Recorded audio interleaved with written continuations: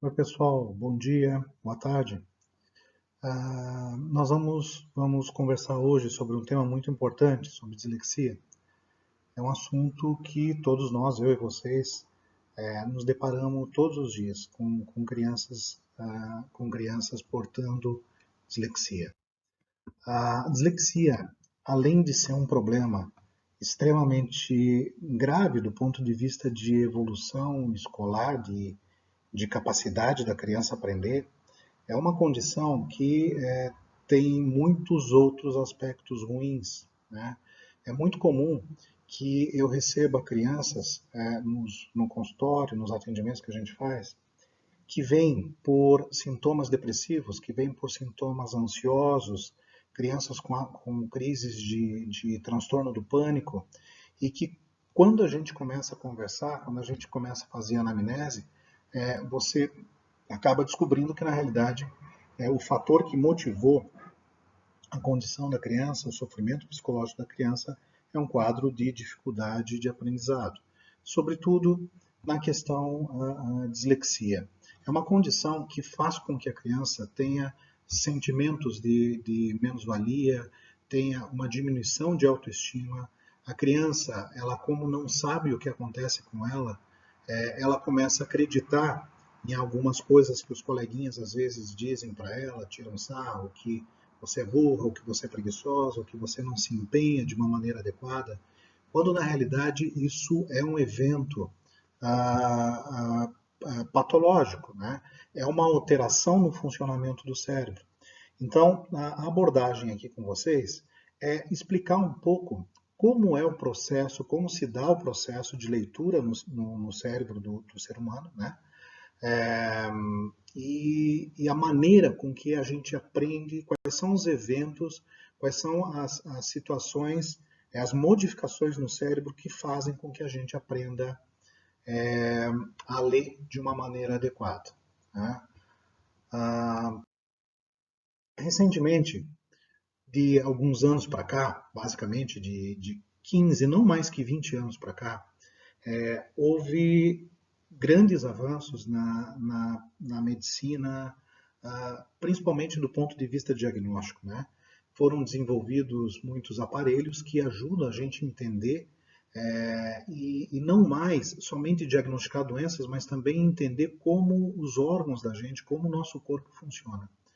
Sempre o cérebro, o funcionamento do cérebro foi um mistério, né?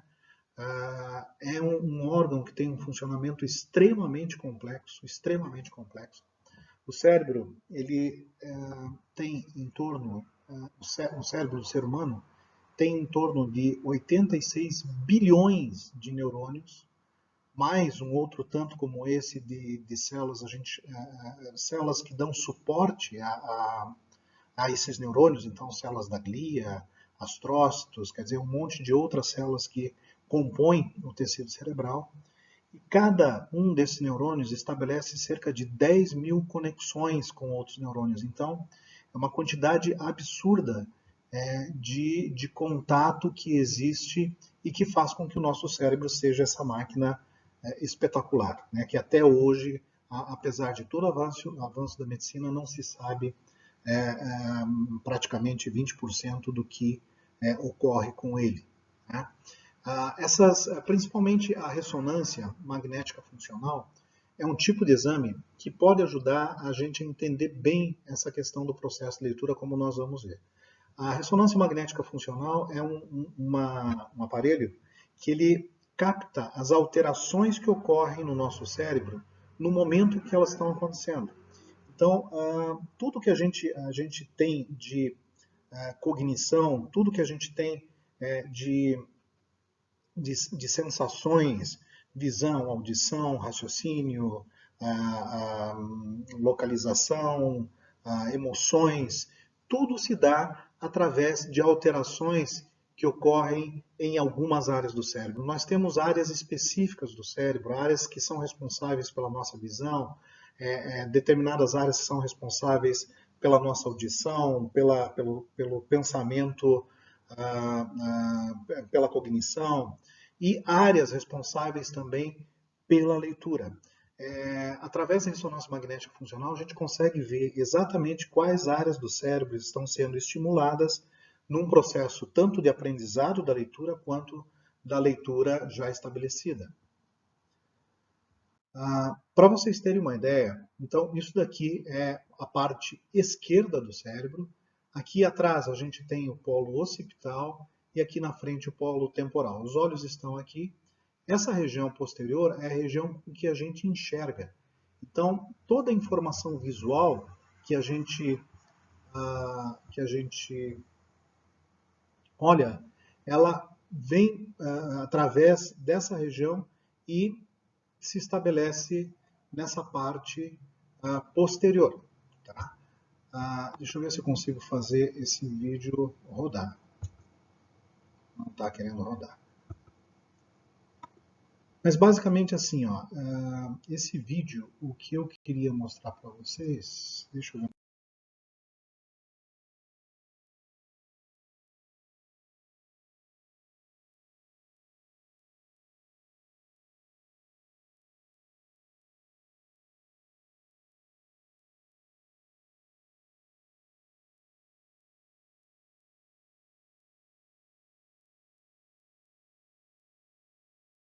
Uma coisa. O que eu queria mostrar para vocês naquele vídeo, e eu também não consigo voltar, gravando a aula não tem como voltar a retroceder os slides. O que eu queria mostrar para vocês naquele vídeo é que existe uma ativação daquela parte posterior sempre que a gente lê uma palavra, né? Então, a palavra ela é percebida pelos olhos, há uma transmissão desse impulso para aquela parte posterior e aquela parte posterior ela acende, como se fosse uma lâmpada. Tá? Isso quer dizer que a informação visual chegou naquela região. Tá? Quando isso acontece, e a gente pode ver nesse slide aqui, esse pontinho azul, é justamente o estímulo visual que chegou na área occipital e você está enxergando, a pessoa está enxergando a palavra. Tá? Logo após, milissegundos depois, se acende uma outra área que tem uma conexão com essa região visual, que é essa área um pouquinho mais à frente aqui. Tá?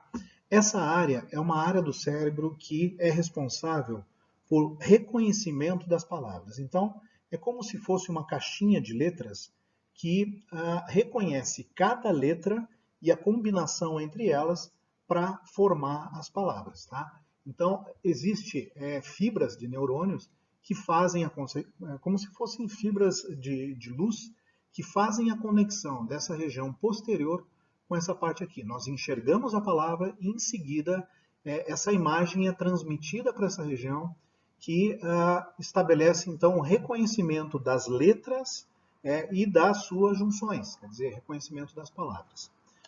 Mais milissegundos depois, essa região começa a se conectar com essa outra área do cérebro.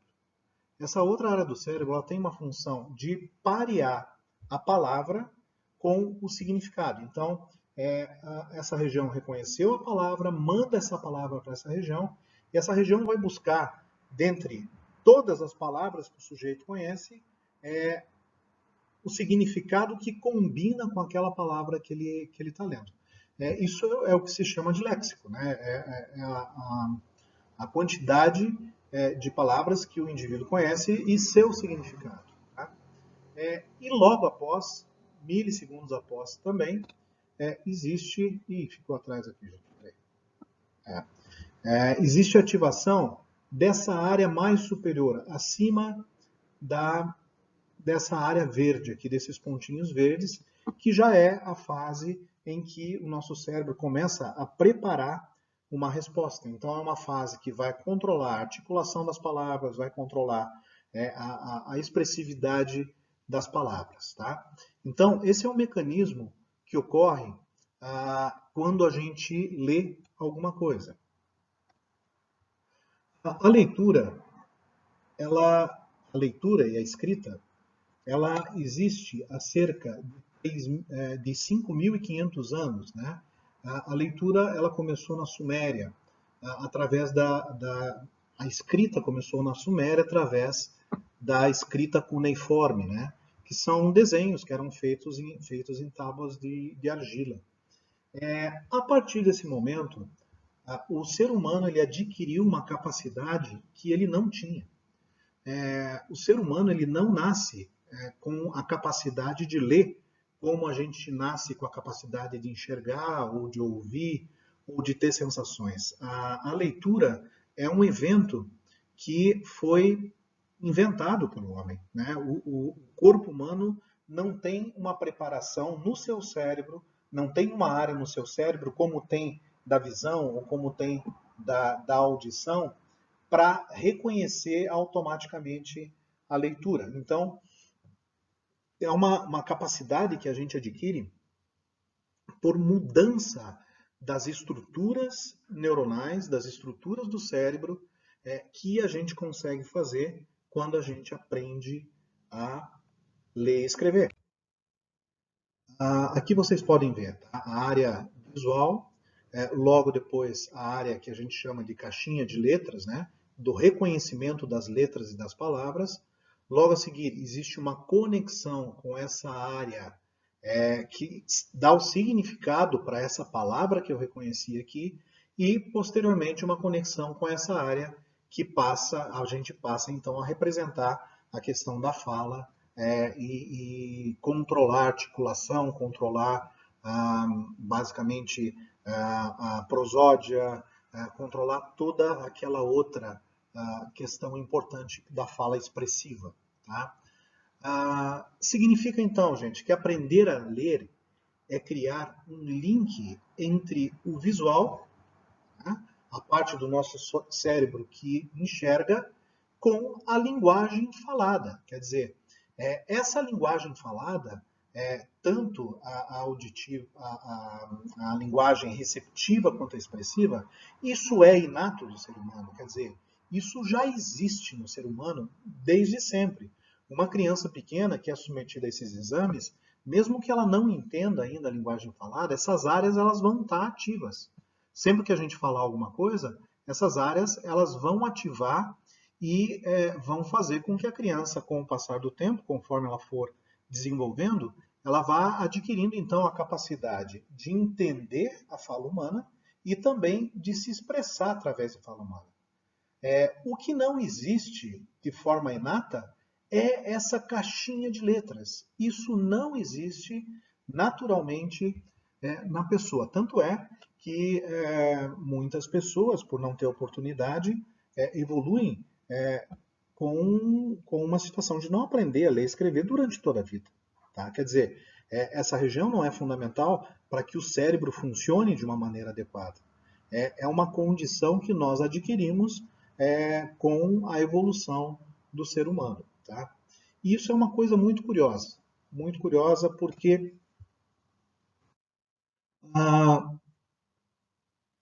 faz com que a gente adquira então essa capacidade tendo que modificar o funcionamento do nosso cérebro, tendo que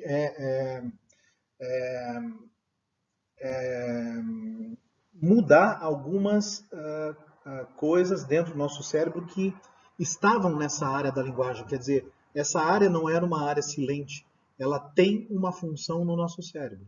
E quando a gente começa a aprender a ler, essa área ela é desplaçada, ela é modificada, ela vai para um outro lugar do cérebro. Nós já vamos falar sobre isso. Quando uma criança vai para a escola, ela já possui um sofisticado esquema de entendimento do idioma e da fala. Então, a criança com 4, 5, 6 anos é uma criança que já tem uma capacidade de fala receptiva e fala expressiva muito desenvolvida. Né? É uma criança que já forma a frase, é uma criança capaz de comunicar seus desejos, capaz de se fazer entender. Ela precisa somente fazer uma conexão então do sistema visual com esse sistema de linguagem que ela já tem. Né? E essa conexão ela passa por essa área primária da leitura. Né? por essa área, por essa caixinha de letras. Tá? Esse é um outro vídeo, gente. Me desculpem, realmente eu tinha testado e tinha funcionado. Né? Coisas de computação. Aqui a gente pode ver um sistema também que a gente pode fazer exames para ver as conexões das diferentes áreas do nosso cérebro. Né? Então, a área visual se conectando com a área de leitura, quer dizer, isso se chama tractografia. Tá? É um exame que estuda os tratos, os fiozinhos de neurônio, a circuitaria cerebral dentro do nosso cérebro que faz as conexões com as diversas áreas. Por exemplo, se alguém me pergunta, Marcelo, o que você jantou ontem? Né? A primeira coisa que vai acontecer é que a voz da pessoa vai chegar no meu ouvido, vibrar o meu tímpano, criar uma corrente elétrica que vai andar por dentro do cérebro, vai até uma área chamada tálamo, e no tálamo vai ser direcionada então para uma área que se chama área de Wernicke, que é uma área inclusive bem próxima a essa região da caixinha de letras, da área primária da leitura. Na área de Wernicke vai haver esse processo de reconhecimento da fala e de significado de cada palavra que eu tô ouvindo. Então, meu cérebro vai dar o significado para essas palavras e na minha mente vai se formar, então, uma ideia daquilo que eu estou ouvindo. Se fosse um japonês me perguntando isso, eu ouviria a voz do japonês, a voz, a alteração elétrica que a voz produziria chegaria nessa área de Wernicke, mas essa área não passaria daí, porque eu não conseguiria estabelecer o significado do código verbal que eu ouvi com o meu léxico. Eu não tenho nenhuma palavra em japonês que eu pudesse comparar com aquilo que eu ouvi. Eu não conheço nenhuma palavra em japonês que eu possa comparar. Então, eu não entenderia o que a pessoa está me falando. Como eu entendi, como essa pessoa falou em português, assim que eu entendo a pergunta, eu tenho que lançar mão de outras capacidades do meu cérebro para poder elaborar então uma resposta. Qual capacidade? Basicamente, a capacidade de memória. Né? Então, a memória está nessa região, na região temporal mais anterior. É estabelecida então uma conexão dessa área que entendeu a demanda para a área da memória. Ele manda um recado para a memória dizendo: memória, eu preciso saber aí o que nós comemos à noite. Né? A memória ela vai resgatar essa informação, vai mandar de volta e a partir daí então vão se estabelecer os mecanismos de linguagem expressiva, né? Então o controle da respiração, o controle muscular, né? Tanto da musculatura de laringe, da musculatura de boca, língua. Para os italianos principalmente existe um vínculo muito grande da área motora junto com a área da fala, né? Talvez é uma brincadeira, né? Isso não é fisiológico, mas o italiano fala muito com as mãos, né? Então a gente diz que existe uma sobreposição dessas duas áreas. Naturalmente isso é uma brincadeira, não é um fato científico, mas que me permite então estabelecer a resposta que eu quero para essa pergunta. Tá? E com a leitura passa mais ou menos assim, mais ou menos desse jeito que as coisas funcionam. Funcionou aqui. Então a gente tem a área da leitura, que ela tem também conexões com a representação dos sons. Quer dizer, cada letra vai estabelecer na nossa cabeça o tipo de som que ela representa. Tá? E isso é o evento fundamental para a leitura. Tá? Isso daqui é o que faz a gente ter a capacidade de leitura. Reconhecer o que cada letra significa, o som de cada letra. Não necessariamente o que ela significa, mas principalmente o som que ela representa, que é isso que vai fazer o link com a área que a gente tem na linguagem. Tá? O que vai linkar é o nosso cérebro reconhecendo e representando mentalmente o som de cada letra. Tá?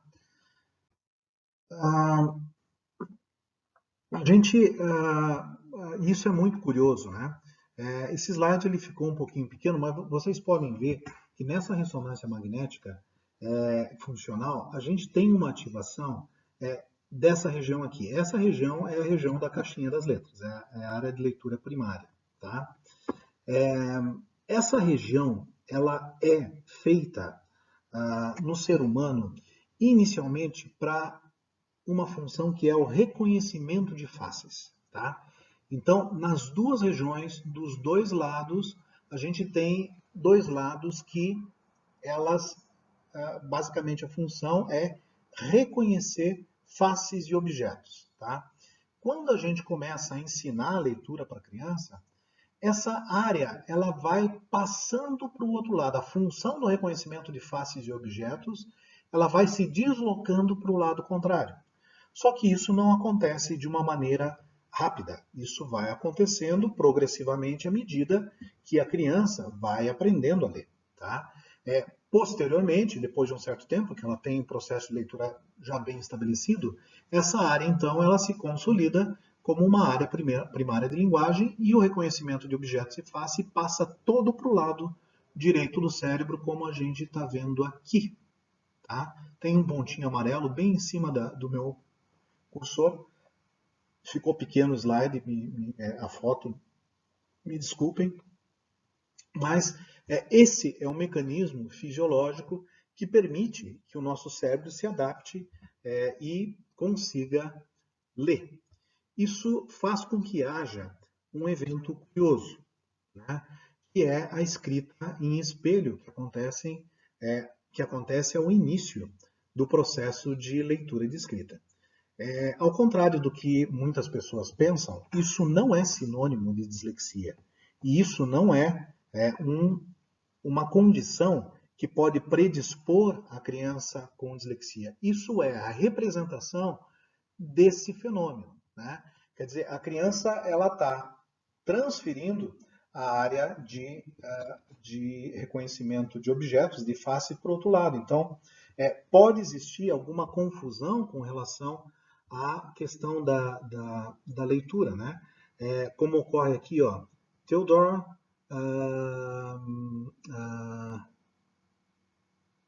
Tivolio Bene, né? Teodoro devia ser italiano, aqui ele escreveu Tivolio, né? O T-I-V, e logo ele inverteu a outra parte da palavra, começando da direita para a esquerda. E logo depois ele veio de novo da esquerda para a direita. Então, toda essa situação representa a confusão que existe no início do processo de aprendizado da leitura. E que, com o passar do tempo, isso por si só vai melhorando, né? Se estabelece bem essa área e essa situação passa. Então, essa situação, na maioria das vezes, não significa uma criança disléxica ou uma criança que tem propensão à dislexia. E isso ocorre justamente por isso, né? Essas duas regiões, elas tinham, antes do aprendizado de leitura, a função de reconhecer simetrias. Né? Então, uma face da esquerda e essa face da direita são faces diferentes. Na realidade, assim, elas são totalmente diferentes. O nosso cérebro é que faz com que a gente consiga reconhecer essas faces como iguais. Tá? Mas a simetria do desenho, os traços, esse lado é mais redondo, esse é mais reto, o cabelo aqui, a parte mais escura está mais do lado de cá, desse daqui do lado de cá, são figuras diferentes. Mas o nosso cérebro, ele mescla essa situação agora, todo desse lado, ele se ajeita desse lado direito do cérebro e ele então percebe essa simetria. Esse também é um motivo de que isso ocorra. Tá? E aqui a gente já vê a área do cérebro totalmente consolidada à esquerda numa pessoa leitora. Né? Outra coisa, quanto mais a pessoa lê, quanto mais a pessoa adquire proficiência na leitura, mais consolidada e mais essa área ela se torna um pouco maior. Né? Então, mais escape, mais território ela vai ocupar nessa região. Tá? Uma outra coisa que acontece é o entendimento que a gente tem sobre a leitura global e serial. Muitas pessoas pensam que o processo de aquisição da leitura na criança que está recém aprendendo a ler é um processo serial, quer dizer, ela decodifica letra por letra, ela faz a junção das letras para que ocorra os fonemas, posteriormente as palavras, e depois que ela adquire proficiência, ocorre uma leitura em paralelo, quer dizer, uma leitura global. Ela lê, ela bate o olho na palavra e imediatamente ela entende o que a palavra representa. Na realidade, isso foi uma coisa que foi desmistificada, porque se começou a perceber que, na realidade, não é um processo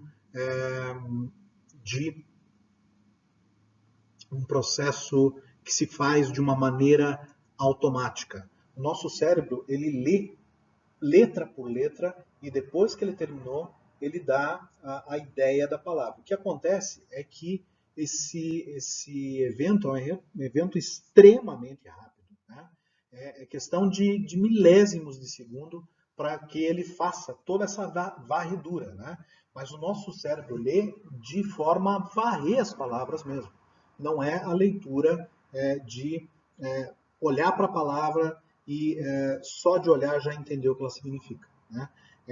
É um aumento na velocidade de sequenciamento das letras que a criança tinha desde sempre, que com a prática ela vai aumentando essa velocidade até se tornar muito rápida e dá a impressão que é um reconhecimento automático. Né? Não. Então, assim, do ponto de vista da neurociência, mas acredito também que vocês provavelmente tenham uma ideia parecida com essa, com relação à questão da maneira de se aprender a ler. Ensinar a correspondência de letras e sons é uma das coisas mais importantes no aprendizado da leitura. Tá? O fundamental para que a criança aprenda a ler é fazer com que ela entenda a correspondência da letra para o som. Por quê? Porque quando se estabelecer o link da área de reconhecimento das palavras, o que vai importar para fazer a comparação com as palavras que a gente já conhece, que estão no nosso léxico, é justamente o som. Né? Não é a letra que vai ser decodificada, é o som que vai ser comparado aos sons que a gente conhece da nossa audição, né? Os sons que a gente aprendeu no desenvolvimento da nossa fala. Então, se não houver essa correspondência da letra e do som, essa correspondência da palavra para o significado dela, ela vai ficar comprometida. Portanto, a dislexia, gente, não é uma condição que possa ser resolvida com o maior empenho da criança, maior esforço ou fazendo com que a criança leia mais.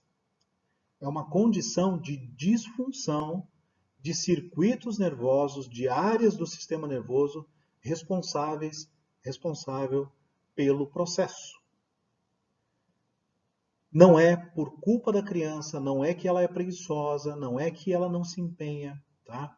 Sempre quando a gente acaba culpando a criança por uma condição que ela não consegue controlar, isso em primeiro momento vai originar ansiedade, depois vai originar desespero, depois vai originar depressão, depois vai originar sentimentos de menos-valia, depois vai originar repulsa. A criança não aprende a ler, a escrever, a criança não tem um mau rendimento escolar porque ela não gosta de estudar. Isso não existe. O não gostar é consequência de uma dificuldade que ela tenha. Ninguém gosta de fazer o que não faz bem. Ao contrário, todo mundo gosta de fazer o que faz bem. Vejam vocês, se vocês acordarem um domingo de manhã, forem preparar um almoço para a família, convida toda a família, o pessoal chega ao meio-dia, você serve e todo mundo critica o teu almoço. Né? O arroz está salgado, está empapado, a carne passou do ponto, no outro final de semana você não vai querer nem saber de cozinhar. Ao contrário, se você faz e todo mundo sai maravilhado, todo mundo elogia, todo mundo, no outro final de semana está procurando receita para poder fazer um almoço de novo, porque aquilo foi essencialmente importante na questão da recompensa. Nosso cérebro ele trabalha com mecanismos de recompensa, né? Principalmente uma substância chamada dopamina. A dopamina é um neurotransmissor, uma substância química que dá para a gente essa sensação de prazer sempre que a gente tem uma recompensa. Quando teu time de futebol ganha, quando alguém elogia um almoço que você fez, quando você compra alguma coisa que você queria muito, você compra, tem aquele shot de dopamina no cérebro, isso dura algumas horas, alguns dias, logo depois isso passa, a coisa fica jogada num canto, né? E você logo está tentando buscar outras situações para te fazer com que você tenha de novo bem-estar da dopamina. Isso está por trás de uma série de outras coisas, isso está por trás do jogo patológico, isso está por trás de dependência química, isso está por trás da compulsão alimentar, isso está por trás de uma série de perversões que o ser humano tem. A busca pelo prazer, e isso está por trás de jogos eletrônicos. Por que os eletrônicos eles viciam as crianças? A criança ela pode passar horas jogando no computador. As indústrias que fazem esses jogos sabem disso. Elas têm neurologistas, têm neuropsicólogos, têm psiquiátricas contratados para poder fabricar jogos que façam esse tipo de situação. Você tem uma fase difícil para passar, a hora que você passa, você tem uma descarga de dopamina.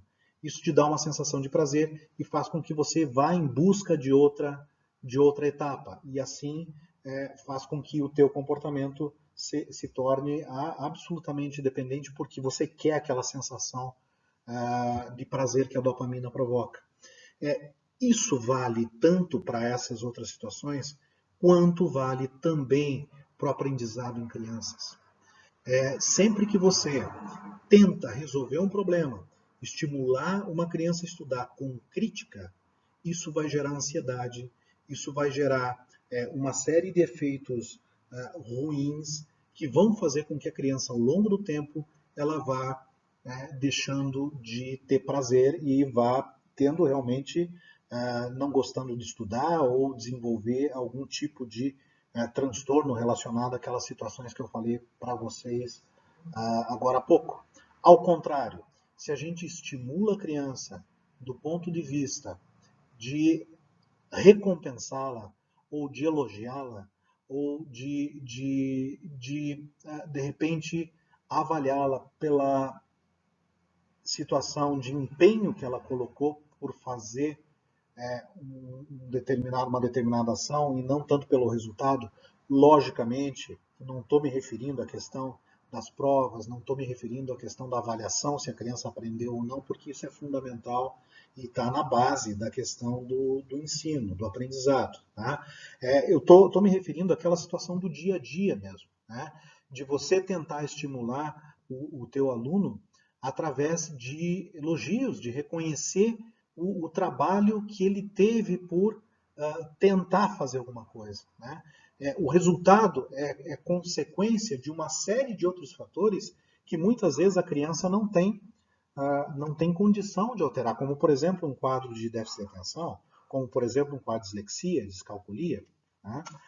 Então, essa condição da gente produzir estímulo, situações como, por exemplo, uma criança disléxica, em que você faz com que ela fique de pé e leia na frente dos colegas, na tentativa de estimular, bom, se eu forçar, ela vai ficar com vergonha e vai se empenhar mais para aprender a ler. Isso é um tiro no pé, né? Isso é uma situação que tem um efeito justamente contrário ao objetivo que você quer. Essa criança vai ficar extremamente envergonhada, essa criança tem um risco de bullying muito grande, isso vai ser terrível para o ponto de vista psicológico. Uma outra condição é que o aprendizado, e isso vocês sabem muito mais que eu, vocês são as doutoras nisso, mas é importante que a gente comente também a função da questão emocional no aprendizado. Né? A questão emocional é extremamente importante para a gente reter. E a questão emocional, do ponto de vista a coisas positivas, elas têm um impacto muito maior. As coisas negativas também fazem com que a gente memorize. Por exemplo, todos vocês, eu tenho certeza absoluta, se lembram exatamente o que estavam fazendo no dia 11 de setembro de 2001, né, nas Torres Gêmeas. Tenho certeza absoluta disso. No entanto, vocês não lembram que vocês jantaram naquela noite. Né? Por quê? Porque o fator da emoção, do absurdo que foi aquilo, fez com que isso ficasse marcado na nossa cabeça e a nossa geração que passou por aquilo vai levar isso até o final da nossa vida. Né? Só que, claro, né, diante de uma condição traumática para a criança e uma condição absolutamente prazerosa para a criança, claro que a gente vai optar pela condição prazerosa, ninguém vai traumatizar a criança com o objetivo de fazer com que ela aprenda. Se bem que pessoas na minha idade, já com seus 56 anos, 55, 56 anos, lembram bem de algumas passagens da minha infância, né? Onde a gente não tinha bem essa noção. Eu aprendi algumas vezes também com estresse, né? E olha, vou te dizer, nem tanto tempo longe assim, há 30 anos na faculdade de medicina, me lembro muito bem dos plantões em emergência que a gente fazia quando era aluno, em que a gente ficava sozinho. Isso é um absurdo, mas hoje em dia não acontece mais. Naquela época deixavam a gente sozinho para atender emergência, né? E por incrível que pareça, pelo menos 80% das coisas que eu aprendi em emergência, eu aprendi bem porque era um hospital de alta complexidade. Então a gente atendia acidentes, atendia tudo, e o estresse me fez aprender bastante, mas de uma maneira muito ruim, né, a um custo muito grande. Então eu acho que se a gente tiver que apostar, nós temos que apostar no aprendizado, estimulando emoções de prazer na criança. Uma situação consolidada na cabeça de vocês também, com relação ao diagnóstico da dislexia. Como é que se faz o diagnóstico? O diagnóstico não é uma coisa que aparece na cabeça da gente. Existem critérios, critérios para diagnóstico que o DSM-5, que é o Manual Diagnóstico Estatístico de Doenças Mentais de 2013, é o que se utiliza no mundo inteiro para se uniformizar os critérios de diagnóstico para tanto dislexia quanto para transtornos específicos de aprendizado. O DSM-5, ao contrário do que acontecia no 4, no 3, ele colocou todos os transtornos específicos de aprendizagem embaixo de um grande guarda-chuva. Né? Então, ele englobou, dentro desse termo, situações com prejuízo de leitura, basicamente naqueles casos em que a precisão da leitura de palavras, velocidade, fluência, compreensão da leitura estão prejudicados. Então, é o que a gente chamava antigamente como dislexia. Né? Os casos em que há um prejuízo na expressão escrita, né? a desortografia, né? E casos com prejuízo em matemática, a descalculia. Então, hoje em dia, a gente chama de transtorno específico do aprendizado com prejuízo na leitura. Tá? Existem critérios, então, para a gente fazer esse diagnóstico. Tá? Os critérios diagnósticos, eles se dividem em 4 grupos. Quer dizer, a criança tem que preencher esses 4 critérios para a gente fazer um diagnóstico de dislexia. O grupo A, dificuldade na aprendizagem e no uso das habilidades acadêmicas, conforme indicado, pela presença de ao menos um dos sintomas a seguir, que tenha persistido por pelo menos 6 meses, apesar da provisão de intervenções dirigidas a essas dificuldades. Então, é o que a gente faz quando a criança tem uma dificuldade de aprendizado. A gente começa com sala de recurso, começa com apoio em contraturno, né? Modifica algumas coisas, utiliza técnicas, modifica a maneira da gente interagir com aquela criança. Então, se a gente fez tudo isso e mesmo assim a criança continua com dificuldade por pelo menos 6 meses, apesar da provisão de intervenções dirigidas, isso pode ser um quadro de dislexia. E pelo menos uma dessas condições: leitura de palavras de forma imprecisa ou lenta, com esforço,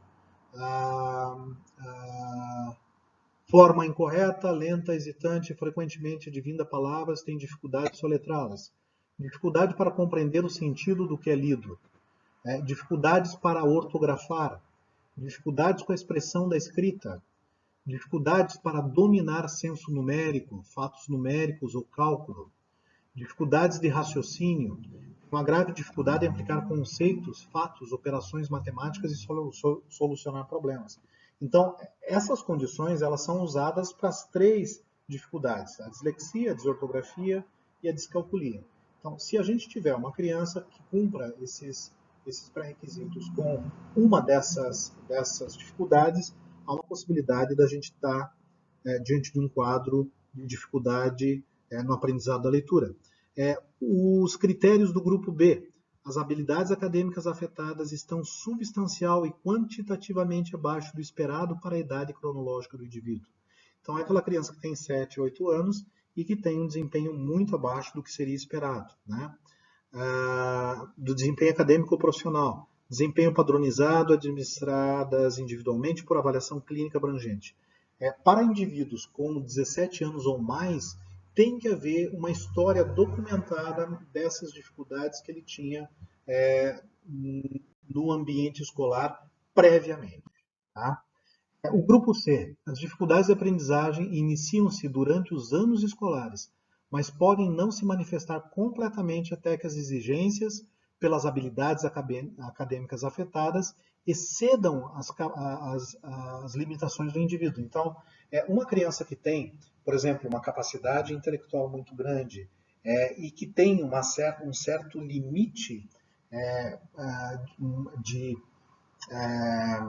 de reserva, né, uma certa reserva funcional, essa criança ela pode passar os primeiros anos de escolarização com uma leitura razoável, né? E quando se aumenta a demanda dessa criança, isso começa a mostrar problemas. Tá? E o quarto grupo: as dificuldades de aprendizagem não podem ser explicadas por deficiências intelectuais. Isso é uma coisa muito importante. Criança com deficiência intelectual ou criança com inteligência limítrofe não se permite fazer diagnóstico de dislexia. Tá?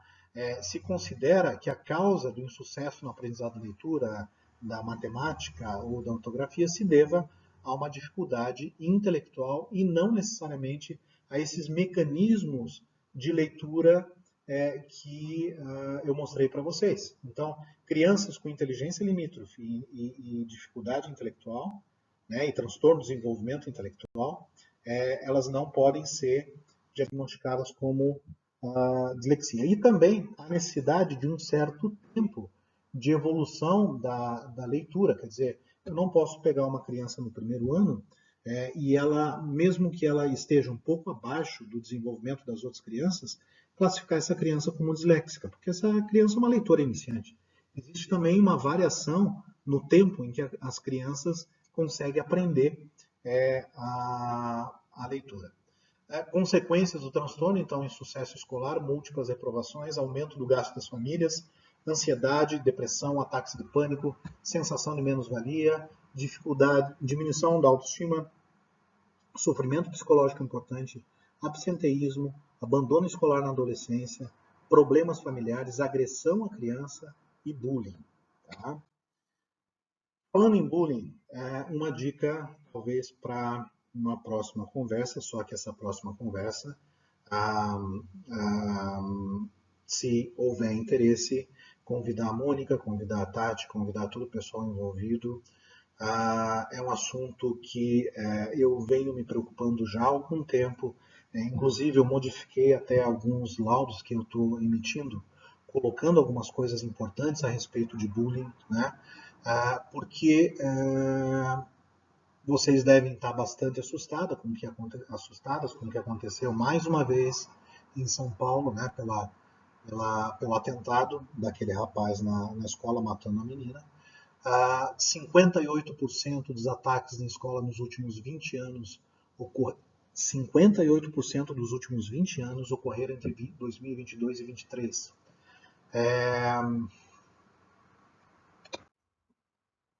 Bullying motivou 87% dos ataques em escola, diz estudo nos Estados Unidos, né? O mass shooting que eles têm lá é um absurdo. Toda semana a gente tem notícia, né? E 87% por conta de bullying. A prática de bullying consiste em um conjunto de violências que se repetem por algum período.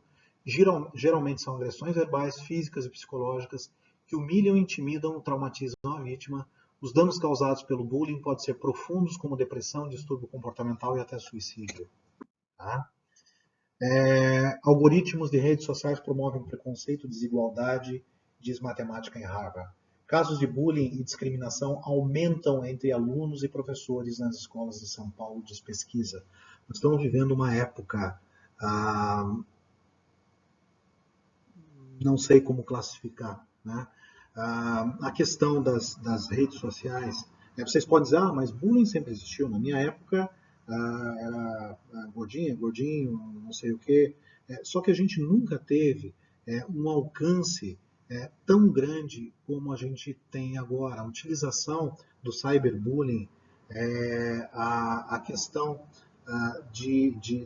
do assédio às crianças, né, por outras crianças, a questão da violência, tudo isso provoca alterações psicológicas que são também orgânicas, alterações no funcionamento, na estrutura cerebral. Não é só uma questão, hoje em dia a questão da psicologia está se trazendo mais para a área organicista, né? A gente está descobrindo coisas, fatos que explicam os pensamentos, que explicam os comportamentos, né? E a gente nota que esses comportamentos alterados têm relação com alterações no funcionamento cerebral. O bullying, a violência doméstica, a violência com a criança, tudo isso modifica organicamente o cérebro, modifica estruturalmente, modifica substâncias químicas dentro do cérebro que fazem a criança ter um comportamento que não deveria ter se elas tivessem uma evolução, uma educação, respeito e cuidados familiares adequados. Então, eu sugiro isso, eu acho que é um tema extremamente importante, a gente tem que difundir isso e para poder ter uma melhor tranquilidade e uma melhor possibilidade de trabalho. Bom, gente, basicamente é isso. Espero que fique tudo bem. A Tati vai dar sequência e eu estou à disposição para qualquer tipo de questionamento. Até mais.